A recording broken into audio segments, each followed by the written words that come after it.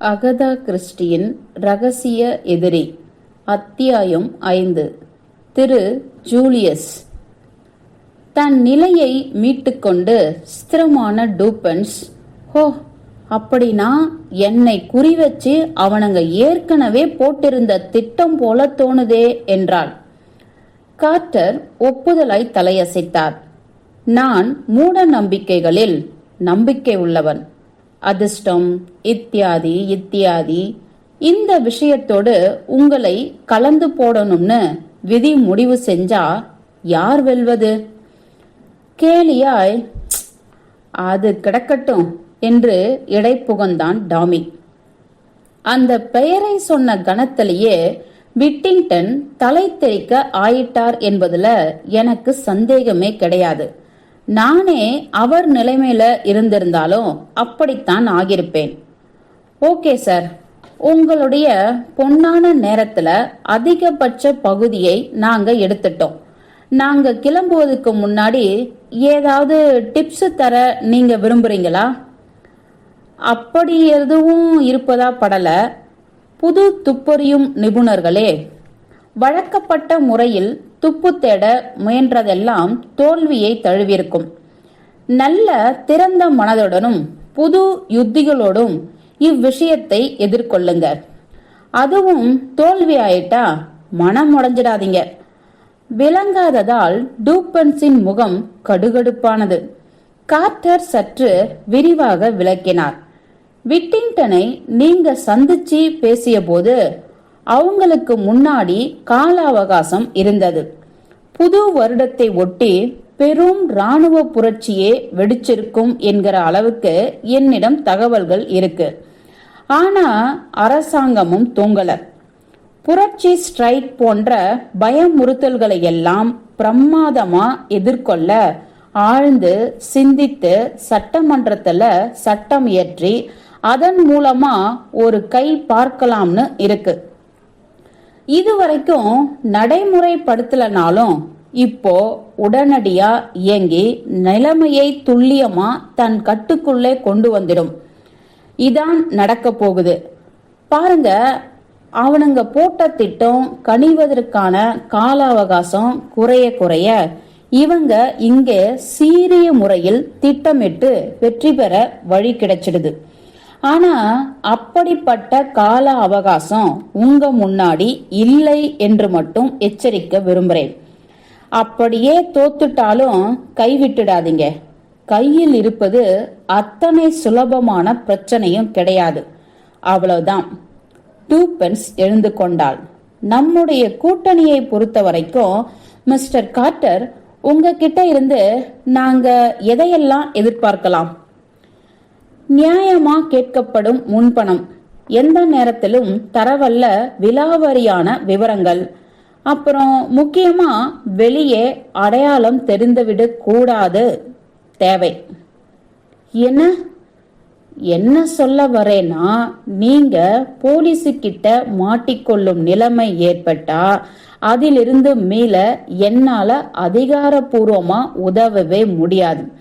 அது முழுக்கவும் நீங்க மட்டுமே சார்ந்த பிரச்சனையாதான் இருக்கணும். உணர்ந்தவளாய் தலையசைத்தாள் டூபன்ஸ். எனக்கு நல்லா விளங்குது. யோசிக்க நேரம் கிடைக்கும் போது என்னவெல்லாம் எனக்கு உங்களிடம் இருந்து தேவை என்பதை பற்றிய பட்டியலை தயார் பண்ணிடுறேன்.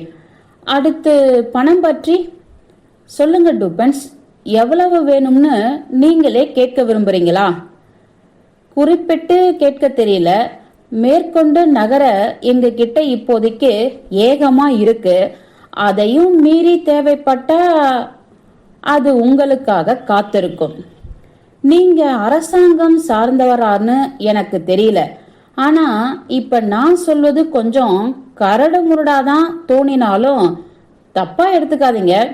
ஒரு நீல ஃபார்மை நிரப்பி அதை கொண்டு போய் கவுண்டர்ல கொடுத்து காத்திருந்து பிறகு ஏதாவது வேற நிற தாளை நிரப்ப சொன்னா அதையும் செஞ்சு அதை இன்னொரு கவுண்டர்ல தந்து, எல்லாம் இந்த அரசாங்க வங்கிகளுக்கு இட்டுள்ள முறைகள். நீங்க கொடுக்கிற காசோலையை இத்தனை சிரமங்கள் பட்டு வங்கியில போட்டாலும் அது பணமாக ஒரு வாரம். பணம் அவசரமா தேவைப்பட்டு உங்க முன்னாடி வந்து நிற்கும் போது இத்தனை கால விரயம் தகுமா? ஏ கார்ட்டர் கலகலவென ஓசை எழுவி சிரித்து விட்டார். அந்த கவலையே வேண்டாம் மிஸ். பணம் வேணும்னா தனிப்பட்ட முறையில தெரிவிங்க. பணம் அடுத்த தபால்ல உங்க முகவரியில இருக்கும். நோட்டுகளா? சம்பளமாக வருடத்திற்கு 300ன்னு முடிச்சுக்கலாமா? அதே அளவு பணம் திரு தாமஸ் போர்ட்டுக்கும். டூபன்ஸ் அப்படியே அவர் மீது கட்டி கொண்டு விழுந்து விடுவது போல ஆனாள். எத்தனை அழகு! நீங்க தயாளருங்க. எனக்கும் பணத்து மேல அவா உண்டு. செலவு கணக்கெல்லாம் அத்தனை அழகா எழுதுவேன். என்ன செலவு, எத்தனை வரவு, வலது கோடியில மிச்சம், கீழே சிகப்பு கோடு போட்டு முழு கணக்கின் கதை. நல்ல வழக்கம். சரி, இருவருக்கும் நல்வாழ்த்துக்கள் மற்றும் குட் பை. வெளியே போய்க் கொண்டிருக்கும் போது, ஏ கிழவா என டாமியை அழைத்த டூபன்ஸ், அவரை எனக்கு ரொம்ப பிடிச்சிருக்கு, உனக்கு என்று கேட்டாள். அவரை பார்த்தா ஏகமா கலச்சி அயர்ந்து தொங்கி போனவரா தெரிஞ்சாலும் அவருக்குள்ளே இரும்பான குணாதிசயம் இருக்கு. விடாம கவனிப்பது, கண்பொத்தி பாம்பா சட்டு சட்டென குறிவைத்து பாய்வது. இப்படி சொல்லிவிட்டு, ஓய் டாமி என்றவள் சொன்னாள், கில்லு, என்னை கில்லு கிழவா கில்லு. நடந்தது நிஜமான நம்ப முடியலடா. இதுதான் வாய்ப்பென்று நறுக்கென்று கிள்ளினான் அவன். ஓய் போதுண்டா டாகு. நாம கனவு காணல. நமக்கு ஒரு வேலை கிடைச்சிடுச்சு. அதுவும் எப்படிப்பட்ட வேலை இது? ஏ டூபன்ஸ், நம்முடைய கூட்டு உடன்படிக்கை வேலை செய்ய ஆரம்பிச்சிச்சு. சிறு சிந்தனையோடு, நான் நினைச்சதை விட ரொம்பவும் மரியாதைக்குரிய வேலையா கிடைச்சிருக்கு என்றாள் டூபன்ஸ். அதிர்ஷ்டவசமா உன்னை போல துப்பறியும் பைத்தியம் எல்லாம் எனக்கு கிடையாது. அதனால பசிக்குதுப்பா. மணி என்ன, லஞ்சுக்கு போகலாம். ஆனா ஹோய், இப்ப ஒரே கருத்து. இவருடைய மூளைக்குள்ளும் மணி அடித்தது. பேசிக்கொண்டிருந்த டாமி தான் முதலில் அதை சொன்னது. ஜூலியஸ். எஸ் என்றாள் டூபன்ஸ். இந்த ஆள்கிட்ட இருந்தும் கடிதம் வந்திருப்பதை பற்றி நாம கார்ட்டர் கிட்ட சொல்லவே இல்லையே. அதுல அதிகம் சொல்ல ஒன்னும் கிடையாது. இவரை நேர்ல பார்க்கிற வரைக்கும் என்னத்த சொல்லுவ? கிளம்பு, ஒரு டாக்ஸியை பிடிப்போம். விட்டேனா தெரியுமா? இப்ப யாருப்பா ஊதாரியா செலவழிப்பது? இப்ப தடையே கிடையாது கிழவி. அனைத்து செலவுகளும் நம் மதிப்புக்குரிய வாடிக்கையாளர்களால் ஏற்றுக்கொள்ளப்படும். ஜூலியஸ் பற்றி விசாரித்ததுமே உடனடியாய் அவருடைய ஜாகைக்கு இருவரும் அழைத்து செல்லப்பட்டனர். காவற்கார பையனின் அனுமதி குரலும் வரலாம் என்று உள்ளிருந்து ஒரு குரல் சப்தமாய் வர இருவருக்கும் வழிவிட்டு ஒதுங்கிக் கொண்டு நின்றான் பையன். டாமியும் டூபன்ஸும் ஜூலியஸ் பற்றி படம் பிடித்து வைத்திருந்த ஊகத்துக்கு மிகவும் அப்பாற்பட்டு இருந்தார் அவர். 35 வயதிருக்கலாம் என முடிவெடுத்தாள் இவள். சராசரி உயரம். அவருடைய அகன்ற முகவாய்க்கு இடம் தரும் வகையில் சதுரமாய் அமைந்திருந்த முகம். சண்டைக்கு தயார் என அறிவித்தபடி இருந்தாலும் மனோரகத்தை பிரதிபலித்த முகபாவம். நுனி நாக்கு அமெரிக்க ஆங்கிலம் அல்லாது ஆங்கிலேய மண்ணான இங்கிலாந்தின் சரியான ஆங்கிலமே பேசினாலும் இவரை முதலில் பார்க்கும் எவரும் தவறாது இவரை ஓர் அமெரிக்கர் என்று எடை போட்டு விடலாம். என் கடுதாசி கிடைச்சுதா என்று கேட்டவர், உட்கார்ந்து என் அத்தை பொண்ணு பற்றி உங்களுக்கு என்னவெல்லாம் தகவல்கள் தெரியுமோ அத்தனையும் ஒண்ணு விடாம உடனடியாக கொட்டுங்க என்றார். அத்தை பொண்ணா? நிச்சயமா, ஜேன்ஃபின். அவங்க உங்க சொந்தமா?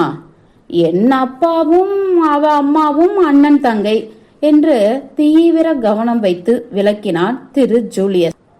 ஓ என ஒரு அலறலாய் குறிப்பிட்ட டூபன்ஸ், அப்போ அவங்க எங்கே இருக்காங்கன்னு உங்களுக்கு தெரியும் என்று கேட்டாள்.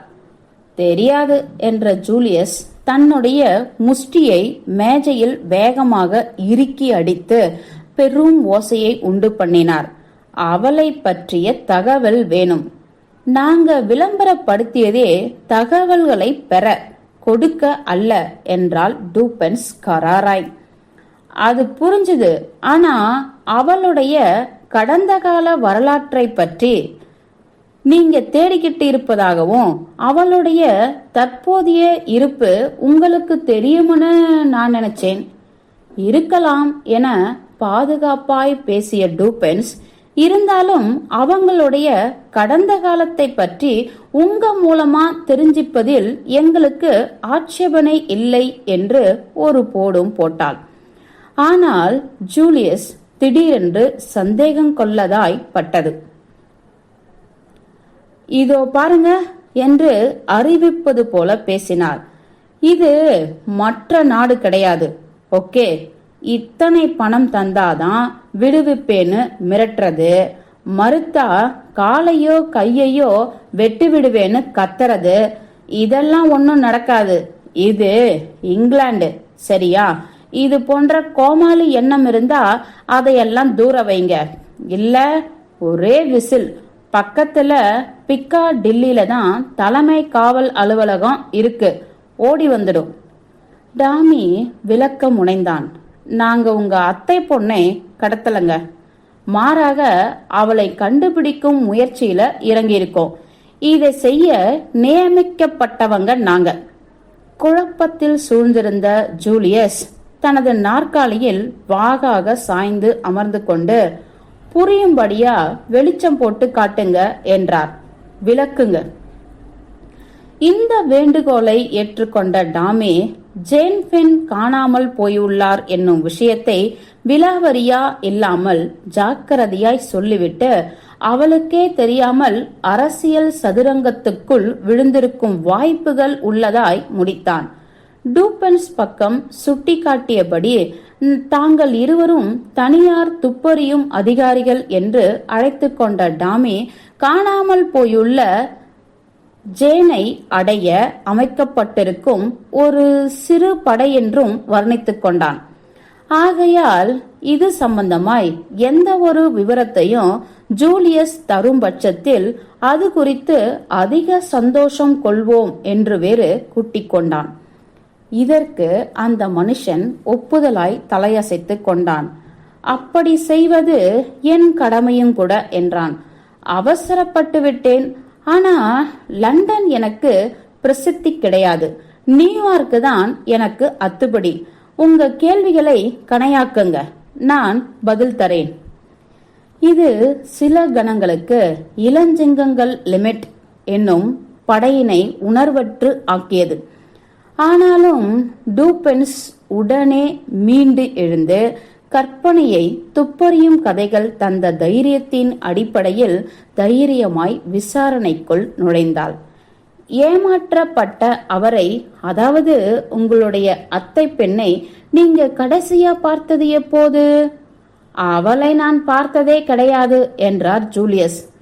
இருப்பதாய் காட்டிக்கொண்ட அத்தனை தைரியமும் பொடி பொடியாக என்னது என்று அடித்து கேட்டாள் டூபன்ஸ். கூடவே டாமியும். டாமி பக்கம் திரும்பிய ஜூலியஸ், பார்த்தது கிடையாது சார் என்றான். தீவிரமாய் தொடர்ந்தாள். நான் முதல்லயே சொன்ன மாதிரியே என் அப்பாவும் அவ அம்மாவும் அண்ணன் தங்கைங்க, உங்கள மாதிரி. இவர்கள் பற்றி இப்படி ஒரு உறவு முறை அவர்களுக்குள் முடிவாகி இருப்பதை டாமி திருத்தவில்லை. ஆனா அவங்க 2 பேரும் எப்பொழுதும் ஒத்து போனது கிடையாது.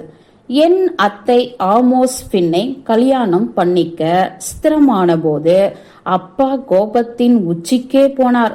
ஆமோஸ் ஓர் ஏழை ஸ்கூல் டீச்சர், எங்கேயோ நாட்டின் மேற்கு திசை மூலையிலேயே வேலை. தன் இறுதி காலத்தில் சொத்து பற்றி முடிவெடுக்கும் போது ஒரு நயா பைசா விட்டு வைக்க மாட்டேன்னு எகிரினார் அப்பா. அத்தனையும் செலவழிச்சே தீர்த்து விடுவேன்னு கத்தினார்.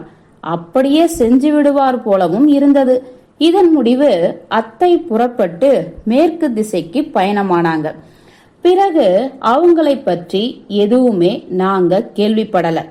சொன்னபடியே அத்தனையும் வயசான என்னோட அப்பா செலவழிச்சே தீர்த்தார்.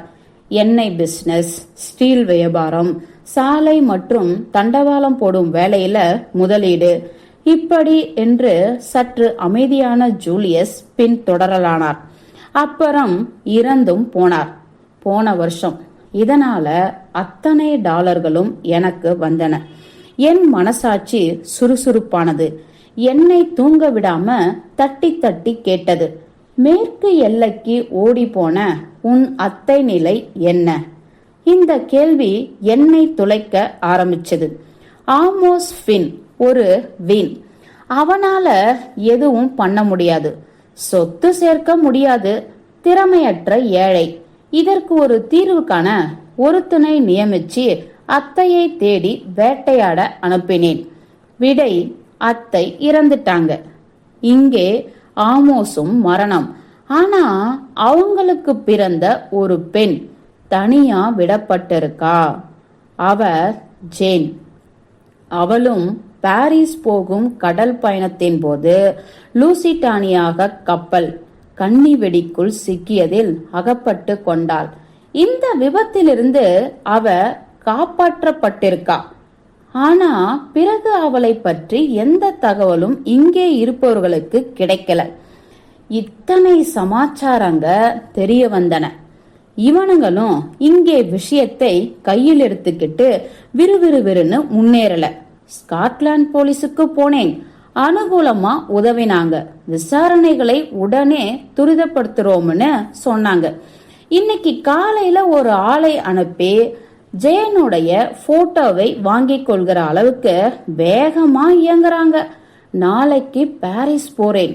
அரசும் போலீஸ் அதிகாரிகளும் எதுவரைக்கும் முன்னேறி இருக்காங்கன்னு தெரிஞ்சிக்க.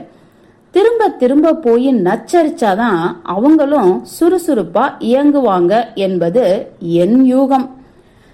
இது குறித்து இயங்கியுள்ள ஜூலியஸின் அசாராத சக்திக்கு ஒரு நமஸ்காரம் வைத்தனர் இளஞ்சிங்கங்கள்.